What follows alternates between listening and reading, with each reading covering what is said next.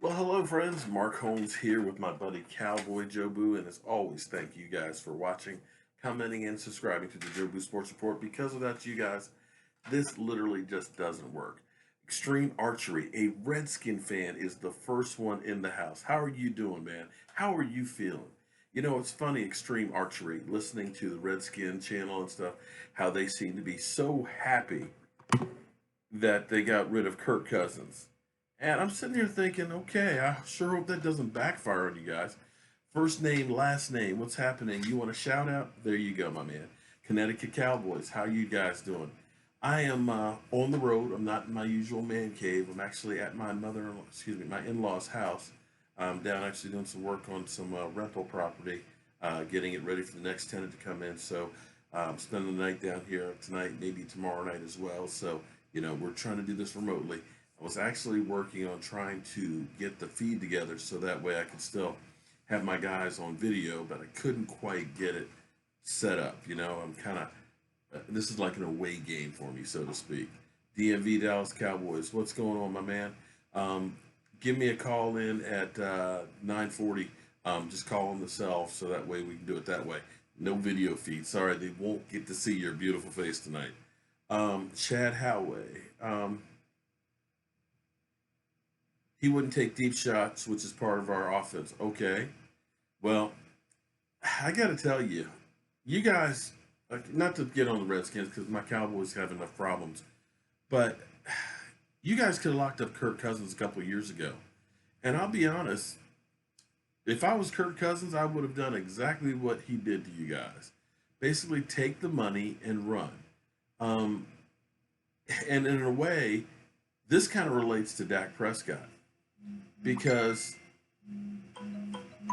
I'm sitting here looking at all this stuff. Dak Prescott is a second year quarterback. He's had 2 seasons, has 22 wins as a starting quarterback. Touchdown to interception ratio is on the right side of it.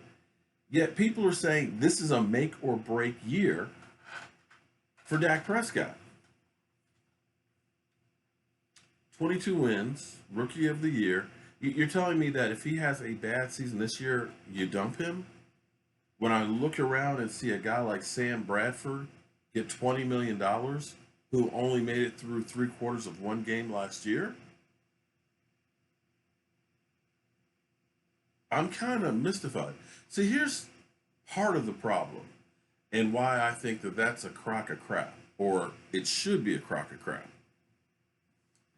Let's take the enigma that is Jason Garrett, Mr. Princeton himself, who started out in Miami as an offensive coordinator. He's been here 11 years. Let's take a look at what he's done as far as quarterbacks go with the Cowboys in his time being here. Tony Romo was already a starter when he got here. He worked under Sean Payton. He worked with Bill Parcells. He sat on the bench for 5 years. He had his skills when Jason Garrett got here.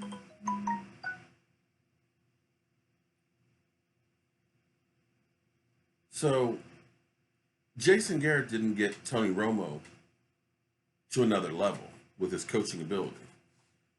Tony Romo, you could dare say, was pretty much the same quarterback from 2007 till the time he left. Tony Romo ended up making up for a lot for the Dallas Cowboys offense. You could dare say, arguably, that Tony Romo's biggest plays were Tony Romo ad libbing. It wasn't something that was coached to him by Jason Garrett. Now let's think about all of the players under Jason Garrett that were quarterbacks. You had Brandon Wheaton, who was in your system for a year and a half, and when he finally got a chance to play, couldn't do anything. And a lot of people will say, yeah, but that was Brandon Wheaton. He can't stay off the weed or anything like that. But here's what's kind of interesting. Jason Garrett coached him for a year and a half in his system. He went to the Texans, practiced for a week and a half, came in relief, won a game for him, played the following week and won a game for him. So if they were able to take him in a week and a half and coach him up to win 2 games and get them in the playoffs, why couldn't Jason Garrett coach him to do anything, period, in a year and a half? So many other guys that have been here, you know, you can't say that there's been a single quarterback who has done better under Jason Garrett. If you guys got a situation in there, please tell me who Jason Garrett has coached to be better. And I will dare say that having Mark Sanchez and Tony Romo with Dak Prescott his rookie year, that they were the de facto coach that helped Dak Prescott. When they left, there really wasn't much coaching. And I dare say that they didn't exactly put him in positions to use his skill sets. So if you fire Jason Garrett because Jason Garrett is not doing his job, because he's been here for 10 years plus as an offensive coordinator as well as head coach, you're going to throw the baby out with the bathwater? Because let's take the Rams, for example. Jared Goff didn't even look like an NFL quarterback last year. With Mike Fisher, who had Steve McNair, took him to a Super Bowl, came within a half a yard of winning the Super Bowl. Jared Goff looked like bust all over him. Fisher could not do anything with him.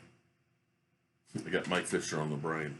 But lo and behold, they fire him, bring in a different coach who used Jared Goff's skill sets, fit the offense to what the guy could do, and look at the difference. They went from 4-12 to being a playoff team. So when you say that Dak Prescott is under pressure, that you're going to throw him out with Jason Garrett, I'm sorry, but I know everybody's going to accuse me of just being in love with Dak Prescott on this team. But you afford him the opportunity of having somebody else coach him. If your coach failed the team and couldn't win the big one, isn't it conceivable that he failed the quarterback as well? I mean, I dare say that when you allowed Chaz Green to give up 6 sacks without giving him any help, without keeping a running back in the block, or without keeping a tight end over there to block, to let the guy just keep teeing off, that's coaching. When you realize that Dak Prescott is better outside of the pocket, he's better doing play action, yet you still keep running the exact same plays. Dez Bryant running the same 3 routes, everything being exactly the same as the year before. I dare say that stunned Dak Prescott. But we'll have to wait and see. I think that's Thomas Chavez, Extreme Archery. I appreciate the super chat. I'm not going to be doing a drawing tonight, but anybody that does, we're going to actually, because I'm on the road. Like I said, I'm at my mother-in-law's, so this is an away game. But what we're going to do is on Friday, we'll probably do the Charles Haley autographed T-shirt, as well as this weekend there's the big autograph show. So I'm going to be getting a lot of autographs from, like Randy White. Now, a lot of you guys don't know who Randy White is, but that's okay. Get Bill Bates, we'll get Dak and things like that, so we'll do some other ones. But anybody who does a super chat tonight, you'll be entered for Friday's drawing. As well as, let me give a shout out to Mark Simpson, all the way in London, England. Excuse me, not London. He's in England for a donation, as well as Alexander Miller and Joe Reeser for helping out for getting us ready for our draft trip. So I appreciate all that. All of you guys are entered into our drawing for Friday for the Charles Haley shirt. So I'll go through and I'll get all that. You need a Jobu Black Sheep t-shirt. I'm going to have some at the draft, and I also have some if you want to go to cowboyjobu.com. You can actually order some shirts there. So I do actually have some right now. So if you want to get one, proceeds from that as well, go to the draft. And guys, 3 weeks and 1 day from today, we will be leaving here from Virginia, driving down to the draft. and it's going to be a blast. I'm hoping to meet a lot of you guys. I'm hoping you guys will watch the coverage that we're going to do. It's growing by the day. We keep getting more and more people that are getting involved and being part of this. I'm hoping we can break YouTube. That's how big I'm hoping this will be. Now, the main topic tonight, man, you want to fund the draft trip? Buy you someone a Coke. Okay, all right. Stream archery. Maybe that's the Redskin way, but that's not here how it is here. Um, the draft. Okay, as far as getting into the draft, you had to actually register a few weeks ago, and it's basically they're doing a drawing where they're just giving the tickets away. There is VIP tickets that basically for the first night, I think they're about $1,500 to get in, if you really want to get in. But you don't have to necessarily get inside of the stadium, because what they'll do is all the jumbotrons that are around AT&T, all that stuff will be broadcasting. There'll be all kinds of booths. There'll be NFL experience and stuff that'll be around there. You'll see all of the talking heads from ESPN and NFL Network. They'll all be set up all over the place. So there's still tons and tons of stuff to do, as well as the Jobu Sports Report will have an RV parked out there. And we'll be broadcasting live from there. We have a 14-foot projection screen TV that'll be out there, showing the draft as well.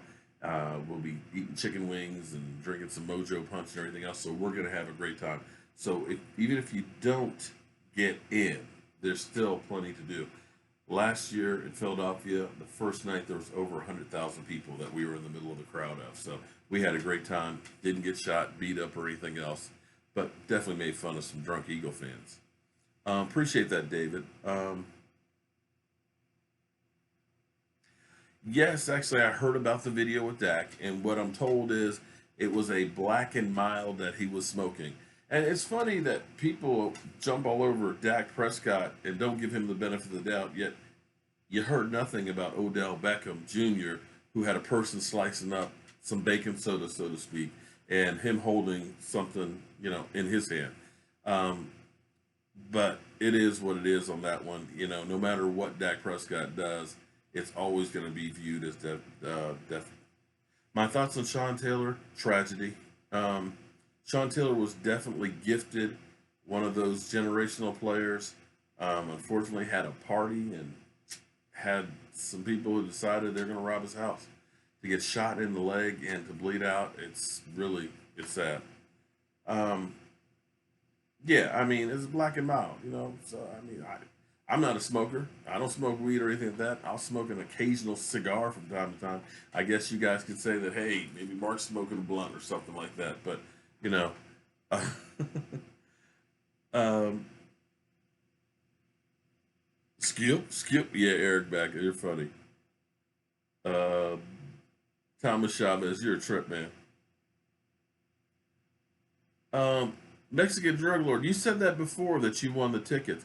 I have not heard anything else, and you're the only person that I've heard from that said that they got tickets. But I guess Jobu Sports Report didn't get any. So, well, row 317. Well, congratulations on winning tickets to the draft. I envy you, but we'll be outside still having a good time. How do we fix our defense by September? Definitely. Well, Byron is already moved to corner. We need to get a safety. I would love to get Earl Thomas.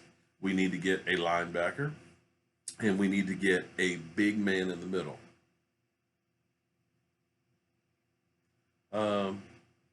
Jobu does not get a shot tonight because I forgot the room. Jobu is just out of luck. No, Jobu doesn't smoke. He just smokes Cuban cigars. I should try out for Cowboys middle linebacker. Well, I got a bad knee, so there's that. Who else is watching? I'm not watching. I'm, you know, for me, I'm all football. 365 days a year, I am football. I don't have enough time to spend doing any other sport other than football. I think if I did, I'd probably be divorced. But back to the original subject. Well, yes, Kona Ely is coming in tomorrow for a visit, which is, um, I'm not so upset about that. They're what the Cowboys are trying to do right now is build depth. For no other reason, last year, well, there are a lot of reasons, but one of the main reasons we did not make the playoffs was a lack of depth. Um, I don't know how much Kona Ely has. New England couldn't get him to do much and decided to release him. He was great with Carolina his first year, first couple of years. Um, but he's definitely kind of taken a step back. The Jets have an offer to him because I'm actually down in about 2.5 hours away from home doing some work. So they always tell me, don't quit your day job, and I haven't. So that's why I'm not in my man cave right now. I'm actually at my mother in law's house, sitting in a nice rocking chair like an old man should. And, the show's got to go on regardless of where I'm at. Um, what's my gut feeling on the draft? We'll get to that in just a bit. But here's the interesting thing, and I've been wanting to talk about this, and I've been seeing this for quite a while. We've got the good cop, Jerry Jones, and the bad cop, Stephen Jones. And right now, you can truly see, according to Jean Jacques Taylor, that the two of them have two different ways they want to go on Dez Bryant.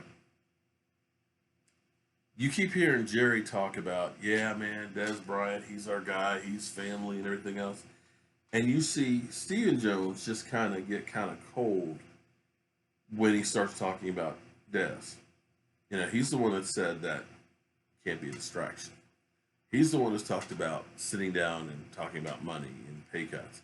He's the one that's been talking about everything as far as it goes to Dez Bryant and reasons why Dez Bryant may not be here. Jerry hasn't. So we, I think, are looking at the final power struggle for the Dallas Cowboys. I had been told actually a couple of years ago that Jerry was doing less and less of the running of the operation. He was still kind of the final say so, but Stephen Jones was taking on more and more and more and more of the stuff. And I've been saying for quite a while that what you get is you get Jerry Jones over here kind of being Jerry, and you have the work of the team kind of going on over here with Stephen Jones. I've always said, pay attention to what Stephen Jones says. Stephen Jones is really the power force behind the Cowboys. So Jerry, he's going to be the nice guy. He's going to be the person that the media all follows. But over here, this is where the team's being run. When they were signing all these free agents the other week, Jerry was on vacation. So Cowboys highlights, I got to tell you, I've been saying it for a while that I think the Cowboys are going to let him go. And here's the thing.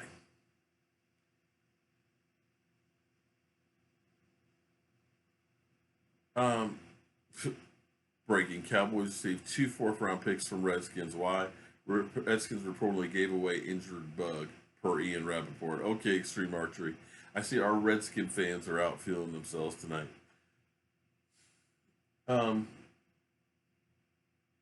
I think a lot of things really changed after the NFL came to the Cowboys for that $2 million. If you notice, Jerry Jones, since that time, has not been much in the spotlight for the Cowboys at all. I don't know what was said, but I do know that the NFL had mentioned we can take your franchise away for conduct detrimental to the league. And I find it amazing that Jerry Jones got his legal team there together, ready to fight all this. And day one, he comes out and says, we're going to pay the fine.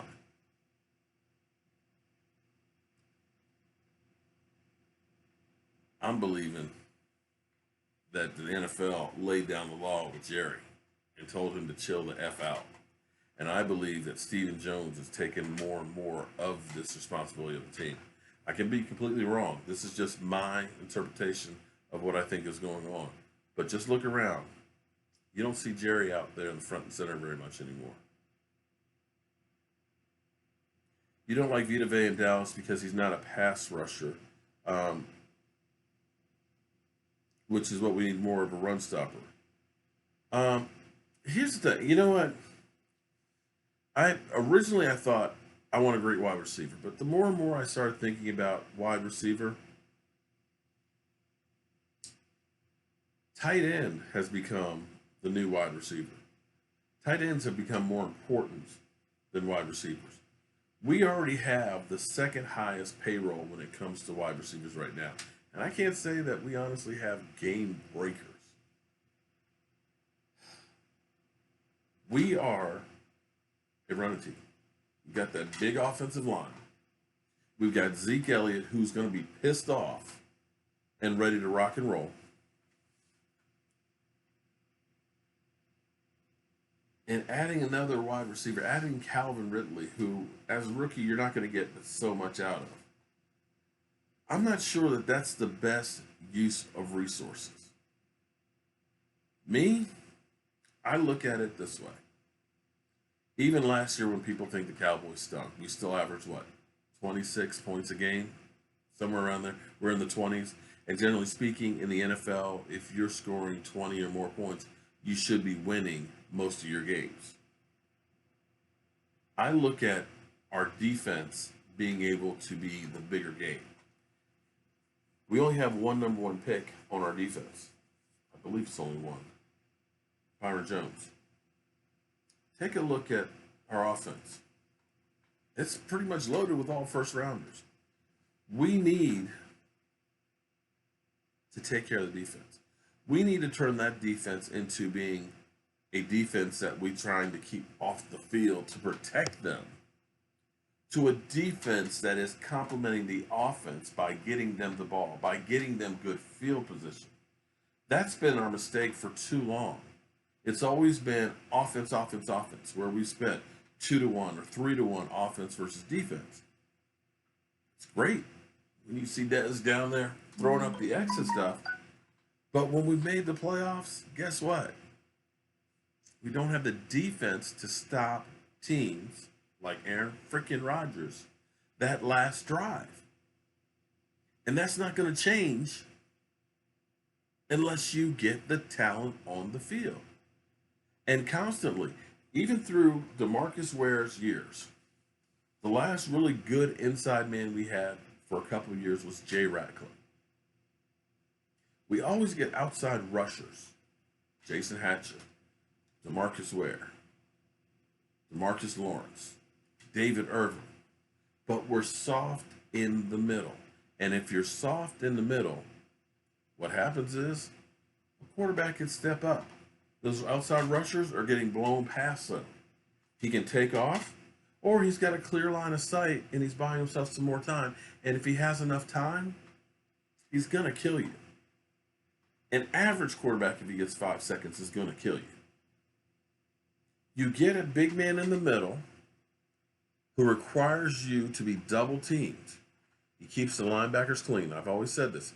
Keeps the linebackers clean to make plays. It ends up shutting down that line of sight, that spot where he can step up. And then when your ends start crashing in, that pocket starts closing in around him. He's going to get happy feet, and he's going to try and hurry up and get rid of the ball, and they're going to make turnovers. That is where our team can improve the most. The last few years, we're one of the worst teams at takeaways. We have to get the pressure up the middle as well on the outside to make those quarterbacks piss down their leg.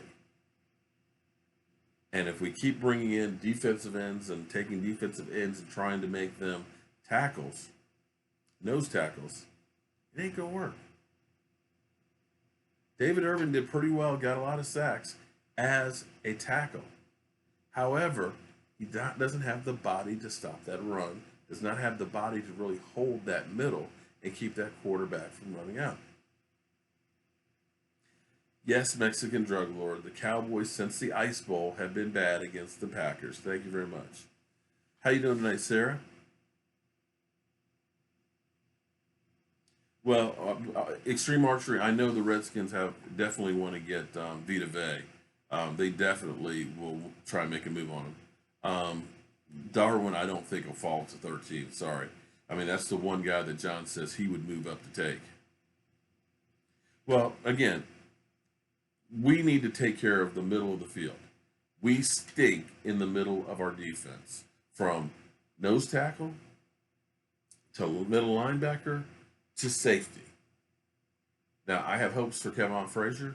I have hopes for Xavier Woods, but they're both still young. I still need to have a great guy. Oh, man, I definitely want a Russell Maryland or man eater. I'd like to have a Manster, definitely.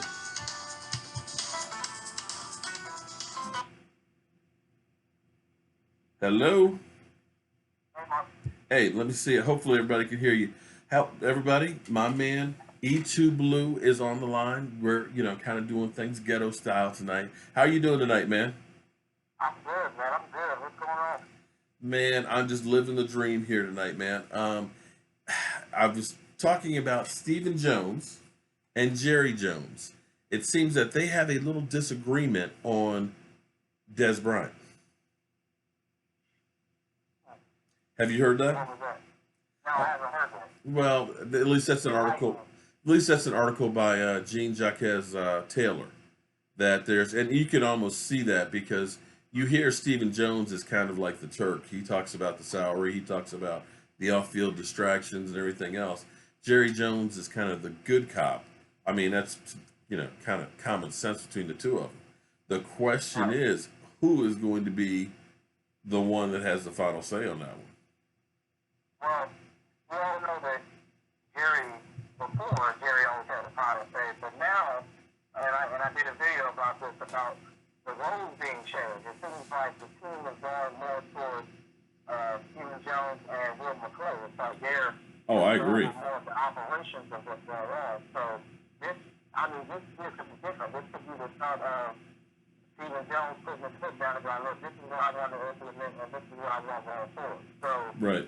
um, I feel like it's Stephen Jones' word at this point.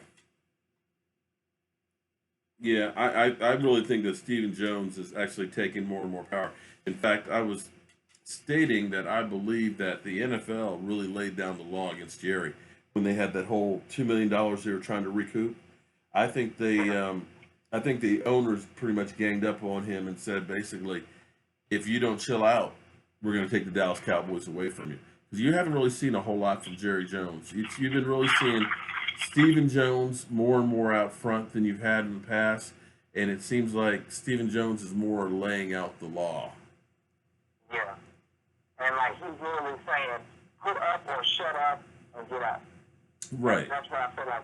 And he's trying to make an example out of somebody. I don't know if he's doing this just because he wants to make an example, but if that's the case, that's the wrong way of doing it, in my opinion. Yeah, I mean, he even went after Zeke Elliott and basically said early in the season that we can't have these distractions and things. You cannot put yourself into these positions.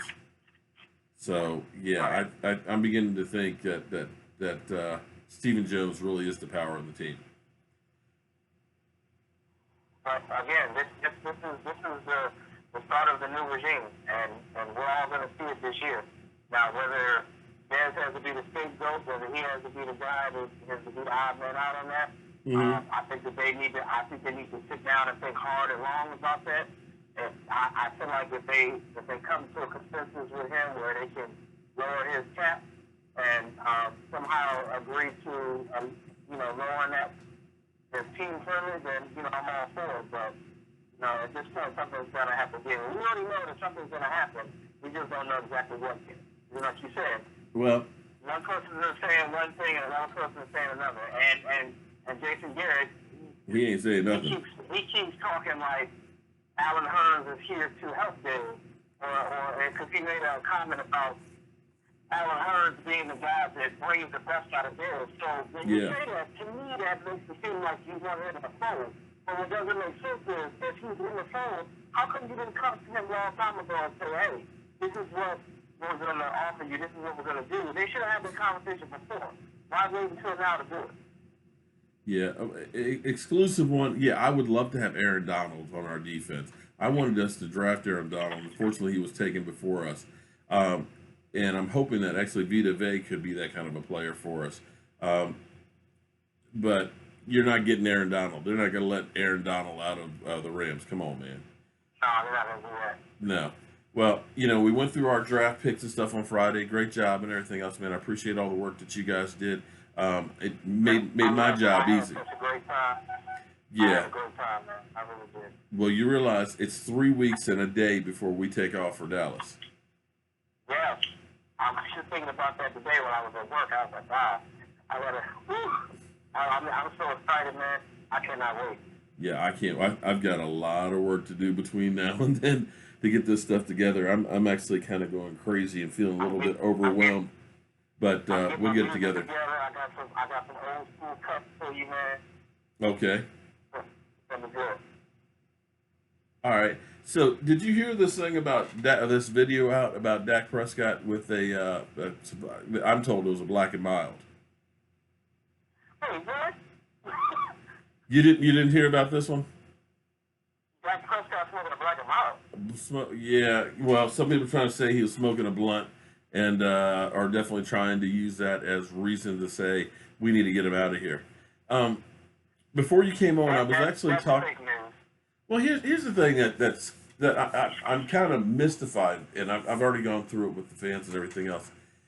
But people are saying that this year is a make or break year for Dak Prescott.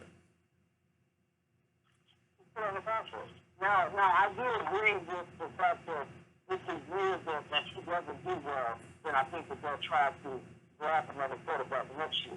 So he doesn't do that. That's my definition of make or break. Yeah. This year will depend on whether they think that he's a franchise quarterback or not, whether he's their guy for the future.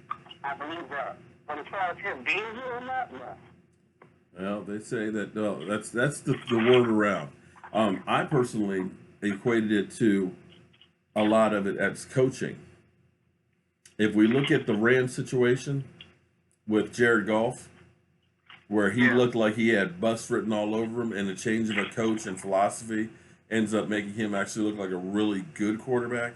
And especially when you start seeing guys like, Sam Bradford getting $20 million to go to Arizona. Oh, and shout out to Bryce Butler, who just signed a 2-year deal with them. Don't know who will be throwing to him because Sam Bradford won't make it through 2 games. Wait. They just signed Bryce Butler too?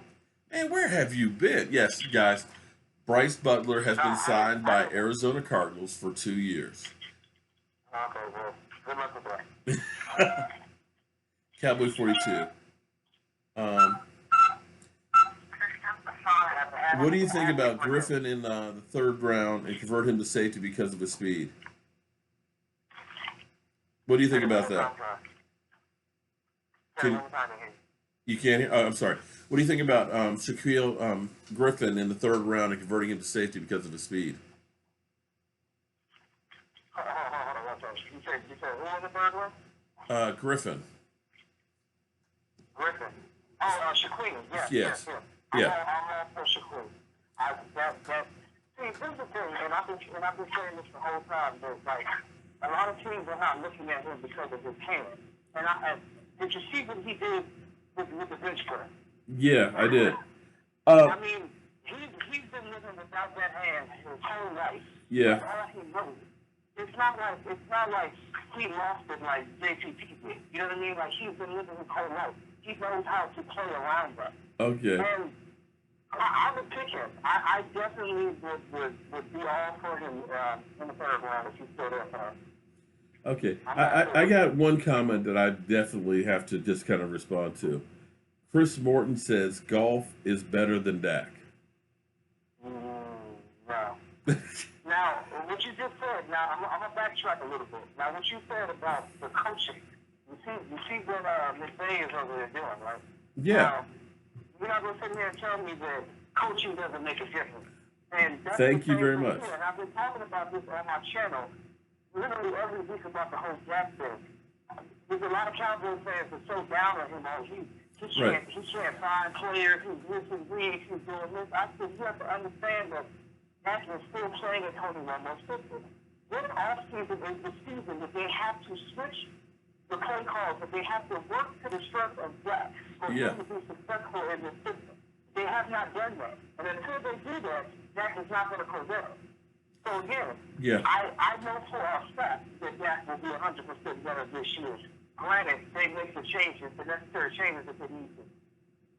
Well, I'm going to go ahead and give my 2 cents as well on one other thing, because a lot of times people will say that Dak Prescott is forever overthrowing Dez Bryant. Dak Prescott is a precise route type of guy. Dez, here's the thing. Right. Exactly. You're throwing to a spot. You're not throwing to a man. And that's where people don't understand that when you have a timing route, it's like using a shotgun. You don't aim for where the target is. You aim for where the target's supposed to be. And most of the routes and things are like you get a 3-step or a 5-step drop and you're supposed to boom, and the guy is supposed to be there. Is it conceivable with Dez Bryant, who is not disciplined in his route running, is it conceivable that Dez has broken off routes too soon or has not gone deep enough and the placement of the ball is where it was meant to be, but Dez Bryant might not have been where he's supposed to? That's not to say, and I'm not putting it all, don't give me your hate mail. I'm not putting it all on Dez Bryant, but I'm saying hypothetically, is that a possibility? Well, for Dez to learn more from that? Is that what you're saying? No. What I'm saying is with Dez Bryant, we always know that Dez Bryant has not been great as far as route running, being precise. If you're as far as it wasn't with a Google, and I had this conversation with one of my subscribers, and I told him straight up, I said, look, Dez is older, he's not going to get faster. But I don't care whatever age that you are, if you're still playing at the NFL level and at a high level, you can still learn routes better.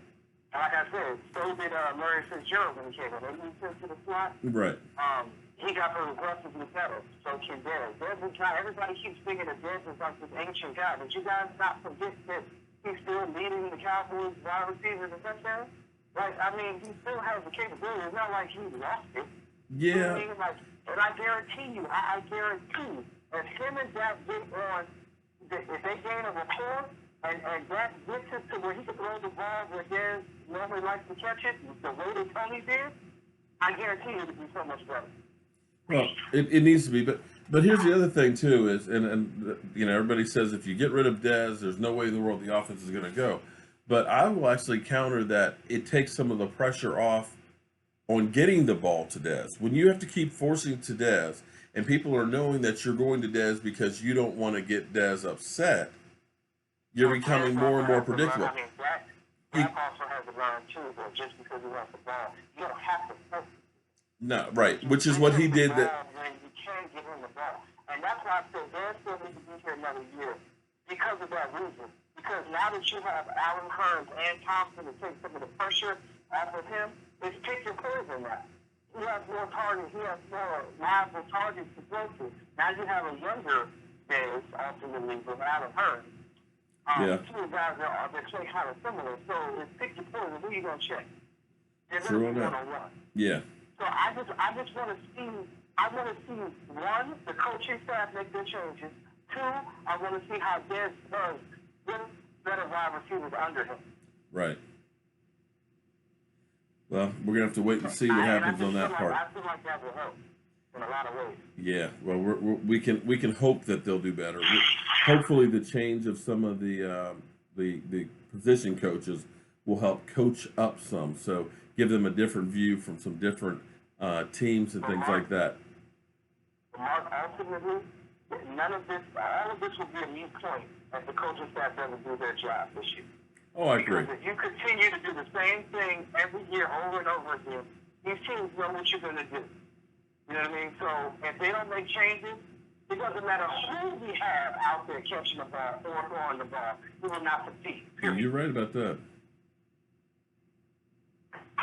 Yeah, well, Vernon B., I agree with you. I think the coaches are trying to tell Dak to get Dez the ball. I mean, we look at that, when Dez Bryant basically had the meltdown on the sideline there, so Dak gets him the ball, and what does he do? He ends up fumbling it. You don't want that guy who's, you have to worry about, is he going to lose him on the sideline because he feels like he's being slighted? You got to understand, whoever's going to be open is going to be the guy that And gets the ball. we don't know what Dez is really yelling about. I mean, the team always says, hey, he's showing passion. Maybe he's saying, hey, can we get some more routes here? Can we do some more different trick plays? Like they do a trick play 1 in every 5 years. And we'll probably You're right about never that. see that pass to Dez, pass to Whitney ever again. Yeah. There's things like that that they can implement in this offense. We have too many weapons on this team to not be able to at least go to the playoffs every year. Because teams have gone to the playoffs with less. Look what the Packers have done. They beat a lot of teams with less. With less, right. Well, they beat us with less. Beat up. Their number one wide receiver basically having a ruptured spleen and not even playing. But, on the road. But exactly. But yeah. So you can tell me that it's just not just all about the players. It's not. And like I said, you got to look at things from all different angles when you critique and criticize players and teams. Because again, there could be a player that plays very poorly in one system, and then all of a sudden he goes to another team and has a great year. You see what happened with when you just said about Jerry Goff. He played poorly. Soon as his coaching staff changed, and he got a brand new head coach. Now look at him. Right. Everybody wanted him on his fantasy this year. I mean, he should put me in fantasy. Right. I mean, yeah. Well. That's just one level, bro. Yeah, and which goes back to my point of saying that your people are ready to dump Dak. It's like, well, why don't we at least, if we end up saying this year is a bust and that Jason Garrett and crew needs to go, I think you need to bring somebody else in who is, a quarterback coach, friendly guy, and see, with the cost of what it costs to get a quarterback, when you look at what the Jets had to give up just to move up 3 spots to try and draft a guy, you can't just give up on a quarterback that quick. You don't. And this is the thing that kills me. You have a head coach, an offensive coordinator, and numerous other coaches on the teams that have been quarterbacks or played quarterback sometime in their career on the staff. And I'm like, how are y'all not able to get back where he's supposed to be? And I keep telling people a lot of reasons why Dak was there. 2 main reasons why Dak was great his first year. Not saying that he's not going to learn because he will. I believe he's a very smart player. He's very cerebral like that. But his first year, 1, people didn't know him. 2, people forget that he was a 4th-round pick and he just got thrown into that fire. It wasn't like he was supposed to be there. And Tony Romo was there for 5 years. This is what you need to do. This is what you need to watch out for. All of a sudden, Tony Romo wasn't on that field behind him, telling him what to do when he was off the field. Now all of a sudden he falls. And then he had the offensive line issues, and then Ezekiel Elliott not here. So, like I said, there was a lot of different factors that played into that. Yeah, well, Tony Romo actually was fortunate to be able to sit for 5 years, as well as our buddy in Green Bay. He got to sit behind Brett Favre for several years before he got put out there. Yeah, so exactly. I mean, shoot, if I sat behind Brett Favre, I'd be amazing too. Exactly, but we got a guy who's only been in the league 2 years, and everybody expects him to be head and shoulders above Tony Romo in Tony Romo's system. But I pray that our coaching staff is working on getting better. I just get so disappointed when I hear fans say that Black sucks and Black is this. So, and I'm gonna laugh at the ones that doubted him, because what you gonna do when he dominates the share and does something and maybe get NFL MVP? What you gonna do then? Oh, does he still suck? Oh yeah. Well, that'll be. There's some people, it doesn't matter what he does. They're just gonna hate him for whatever reason. Well, you already know how they do. All right, man. Well, tell everybody where to find you, my man. All right, y'all. If you don't know by now, it's your boy E2 Blue. Lead number 2, BLU Entertainment. That's where you can find me. I did 2 videos today. Go search for me. Check out my videos. Let me know in the comments what you like. There you go. So, guys, you can go, if you go to my homepage, you'll see all the guys that you see on here from Law Nation, my man DMV Cowboys, as well as E2 Blue, Michael Anthony Fitness, and all that. They're all listed right there. So all you have to do is literally click, and you're right there with them. Thank you very much, man. And we got some more planning to do to get ready for this draft, man. We got a lots to do. All right. All right, man. Have a great day, and I'll talk to you later. All right, man. All right. And I'm still waiting for DMV Blue. Should have already called it. DMV Blue. God. My man, DMV Dallas Cowboys. I know he's on the chat here, so give me a call in, man. Um, ooh. Well, which linebacker are you talking about, Sam, man? Because we're talking about Derwin James. You take Derwin James. Um, there's John.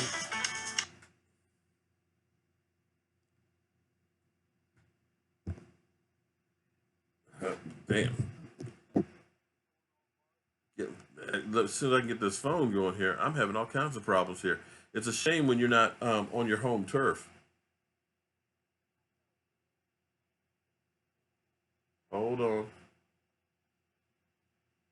There we go. All right, everybody. My man John Gardner. You know him as DMV Dallas Cowboys is on the show. How you doing tonight, DMV?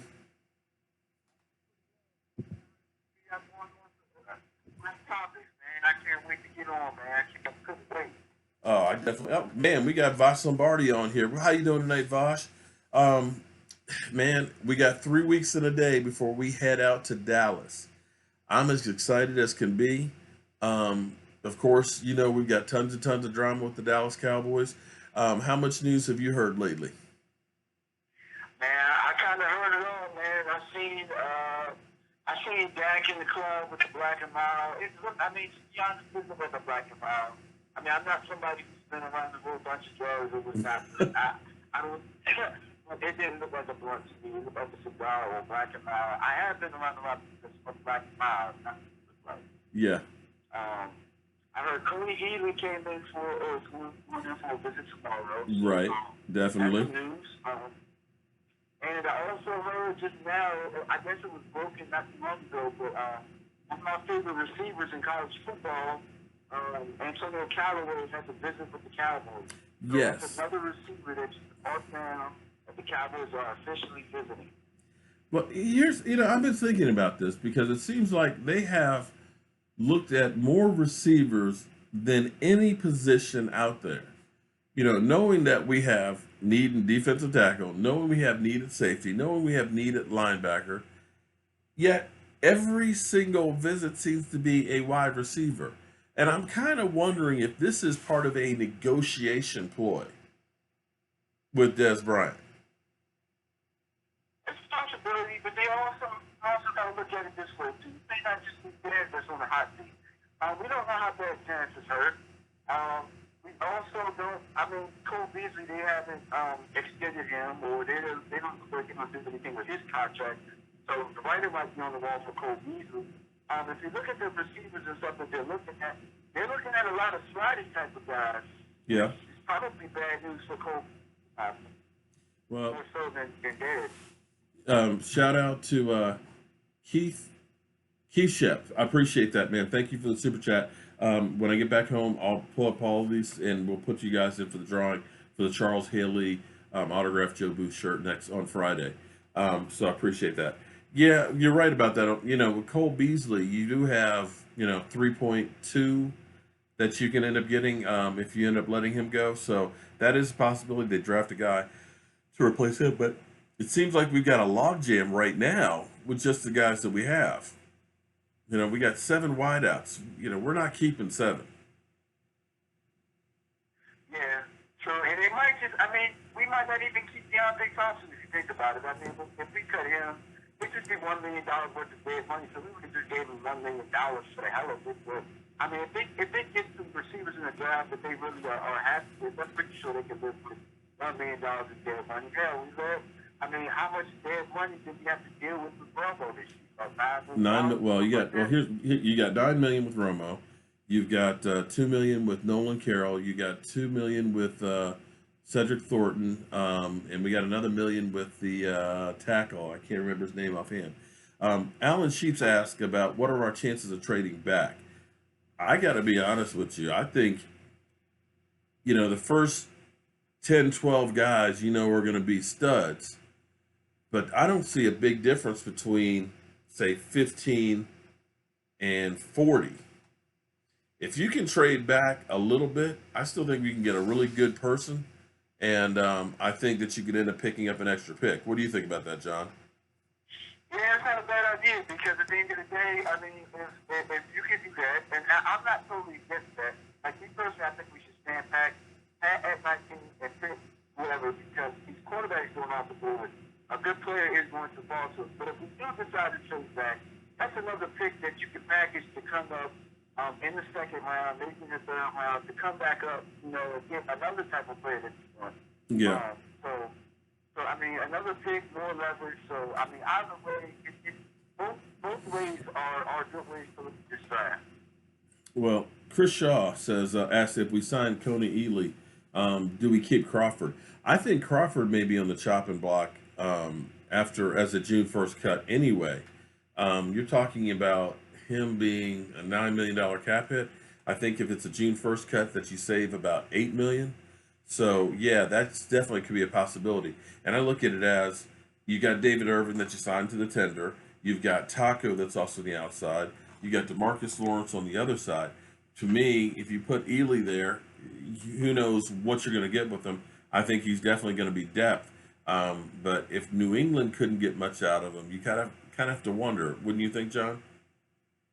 Well, I mean, New England has a different scheme than we have too. New England went over a 3-4. I think they sometimes run a 4-3 hybrid.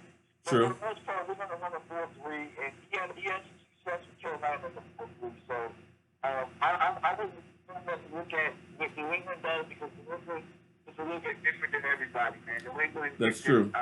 Whatever they have, and everybody else needs to do what they do. So I wouldn't hold too much weight on what they do as far as defensively. Offensively, either if you're looking at guys too. So, I mean, the only player that I really would look at with New England is Fleming because you can't really scheme too much of a left tackle or right tackle. Like a tackle's a tackle, the way you go. True. Shout out to Brian SoCal. Appreciate the super chat. Excuse me. Sorry. It's been kind of a damp, wet day here, and I think I'm catching a little bit of a cold. 5'9" is talking about Randy Gregory filing for reinstatement and could do something special too.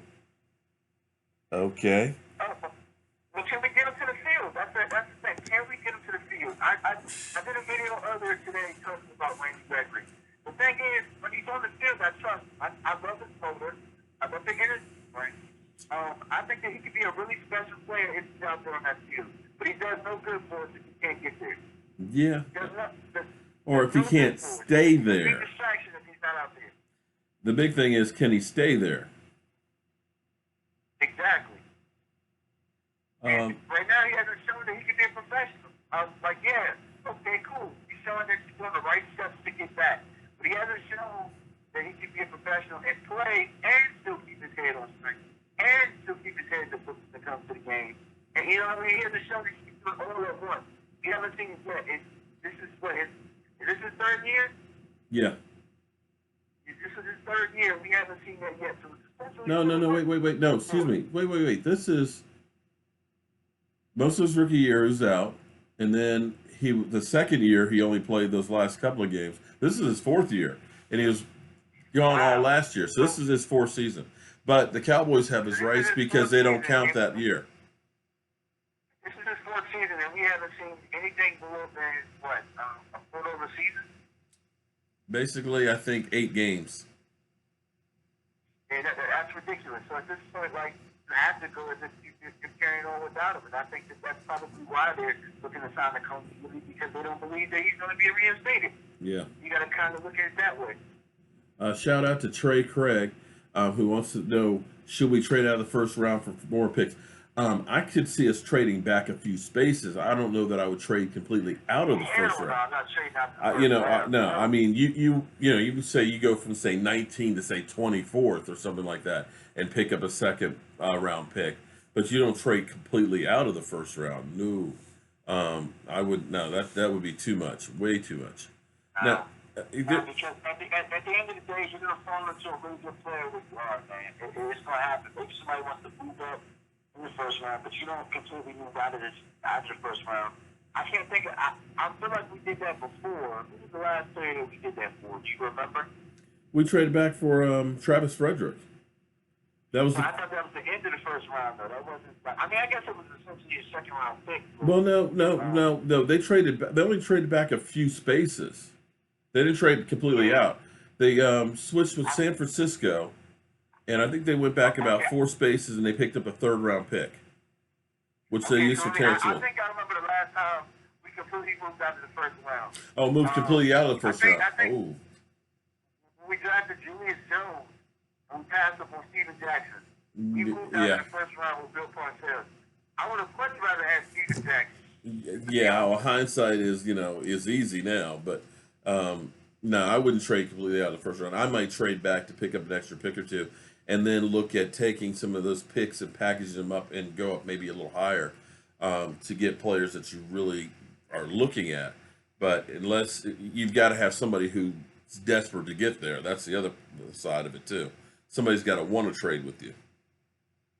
Absolutely. Now, Absolutely. here's another interesting thing that's out here. I'm going to ask your opinion on. We haven't touched on tonight.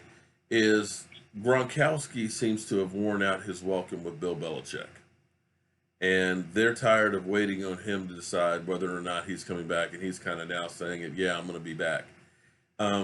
There's some chatter because whenever anybody of any name is out, everybody's always chatting about him going to the Cowboys. But what would you think about having a Gronkowski here?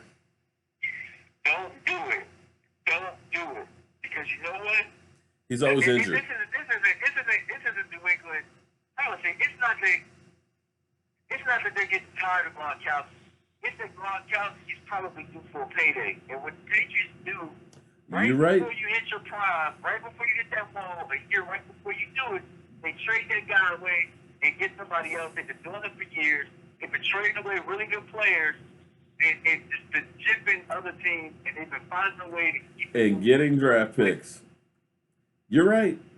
You are 100% right because whenever anybody is about to get paid, they ship them off to Cleveland or Miami or someplace like that, get some draft picks, and keep on rebuilding and keep on winning. Or what they'll do is they'll get that guy will suck around, and then you end up cutting him, and then they bring him back for cheap as hell. Yeah. So, I mean, that's New England's MO. So what I see is stay the hell away from Gronk. That's my thing for that. Yeah, you're right about that one. Yeah. And well, my thing with Gronk is Gronk has not played a full season in how long? It's been forever. So he's great when he's able to play, but how often are you going to have him out there? Yeah, that's absolutely true. And then if everybody has a problem with Dez, what the hell do you think you're gonna do with Gronk in Dallas? Like Gronk is probably worse than Dez as far as the nation line and doing all this type of stuff. If we can't handle this, how the hell are we gonna handle Gronk? You're right about that. Yeah, because if we had, oh man, if Dez or Zeke did anything like Gronk does off the field, man, that would be ugly. See, he's just as bad as Zeke. The only difference is, for some odd reason, I mean, Gronk is pretty smart with it. I've heard rumors that Gronk makes you sign non-disclosure agreements when you party with him and stuff. So he's pretty smart when it comes to that. But your man gets it in too.